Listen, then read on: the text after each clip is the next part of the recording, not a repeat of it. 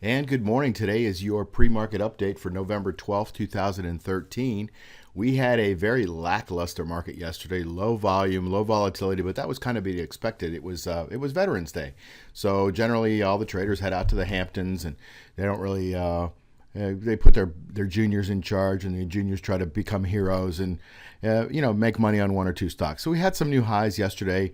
We had some new lows, a lot of volatility, but not really a lot of broad-based action in the market. So you're seeing here on the chart of the New York Stock Exchange, you're seeing it above the average line, which is a statistical standard deviation line, and you're seeing it above that. And when it's above that line, that's great. That moving average, it's a 30 period moving average. When it's above that line, that generally means you're in a primary upward trend. However, we're in what we call a red market, which means there's more reason to short and sell than there is to buy stocks, because things are a little extended right now.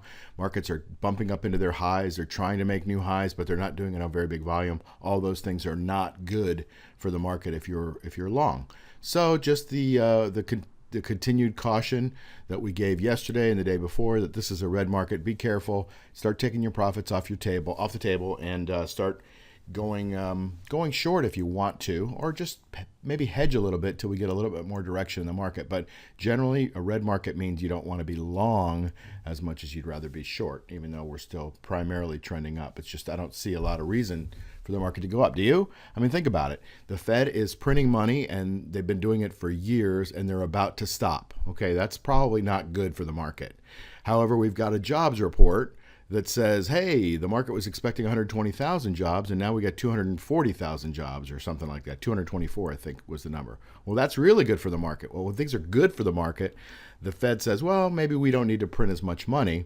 And when they don't print as much money, it doesn't inflate the stock market as much. So you start to see a lot of these institutions, they start to get cautious. And while there's some stocks making new highs, there's a lot more institutions that are not buying and are starting to sell. So those are some key trends to look out for. I don't think you're going to see a lot of big moves in the market, probably at least for the next couple of weeks. There's nothing really to trade on.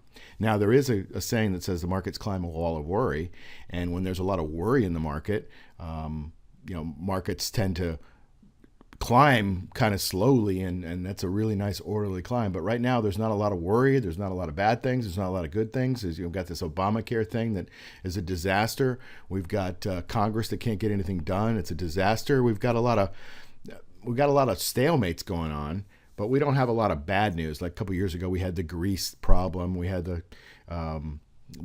Portugal and the Spain problem, and I think those are still problems, but they're likely a little bit more contained and manageable and expected. And when that all happens, you don't get a lot of moves in the market one way or the other. So the volatility comes out, and things start to kind of stabilize. Inflation is falling in Germany, Italy, and the UK. That's one of the top stories today. And basically all that means is it's the same thing that's happening here in this country. We're not seeing a lot of inflation unless you're buying food. But you're seeing a lot of deflation in the value of assets that have gone down 30, 40, 50% from 5 years ago, unless they're stocks, because they're inflated by the Fed. So that's one story. Vodafone is losing some money. China is reforming their markets, and they're trying to become a little bit even more Western. Problem is they have the fastest aging population in the world, and they're in real trouble because with the slowdowns in economies these days, there's not a lot of money continuing to go into China like it was in the past. That's probably enough for today, and we hope you have a great day trading, and talk to you soon.